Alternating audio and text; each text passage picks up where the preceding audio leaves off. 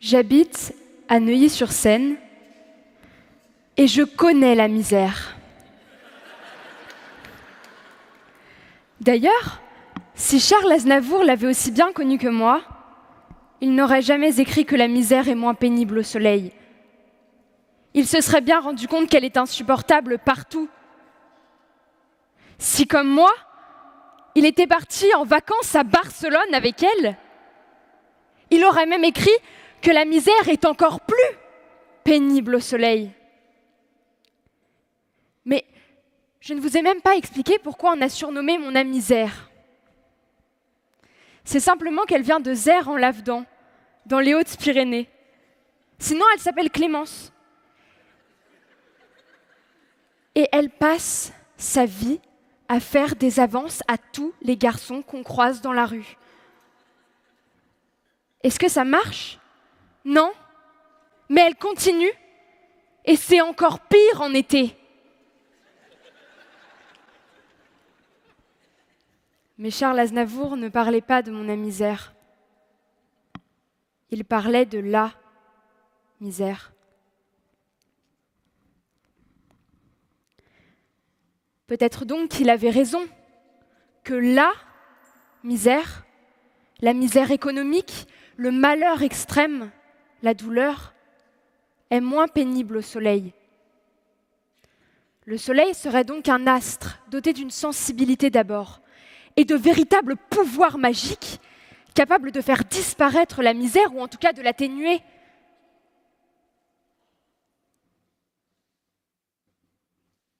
Mais soleil, pourquoi tu pars te coucher alors que des milliers de gens dormiront ce soir encore dehors ? Pourquoi, soleil, quand Icare s'est approché de toi, tu as fait fondre ses ailes de cire ?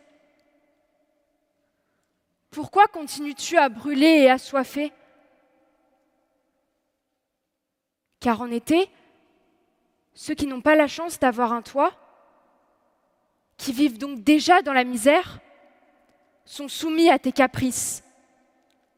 Des températures insupportables, la soif difficile à oublier, les aides et les dons qui se font de moins en moins fréquents puisque c'est les vacances.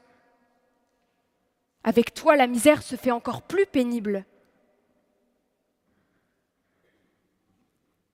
Des millions de gens, 26 millions par an, sont prêts à risquer leur vie pour te fuir. Ils quittent la Syrie, le Nigeria, la Côte d'Ivoire, car tu n'as pas su apaiser leurs maux.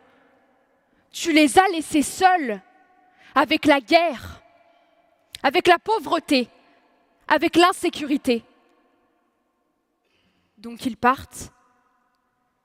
Ils espèrent trouver la promesse d'un futur meilleur sous le ciel gris de Londres, de Calais, de Berlin. Mais c'est vrai que sinon, tu attires. Tu attires les vacanciers qui rêvent de destinations paradisiaques et les retraités qui, eux aussi, peuvent vivre une forme de misère. Une misère différente. La solitude, la peur, l'incompréhension, et qui, pour la fuir, déménagent dans des régions plus ensoleillées pour profiter de la vie.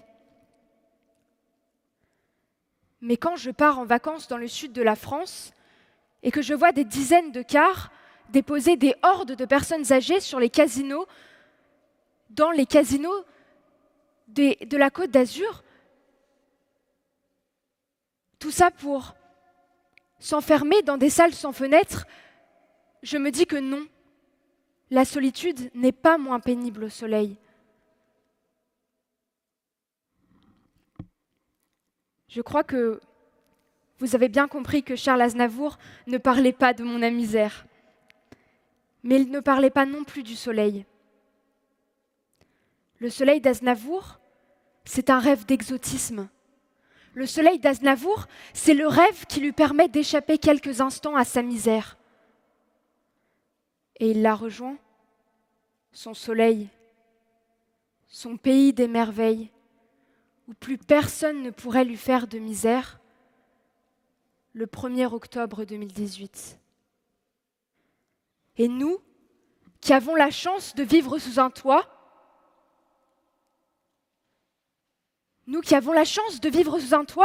et de rêver encore un peu avec sa musique, ne nous contentons pas de croire que le soleil viendra apaiser les maux de ceux qui vivent dans la misère.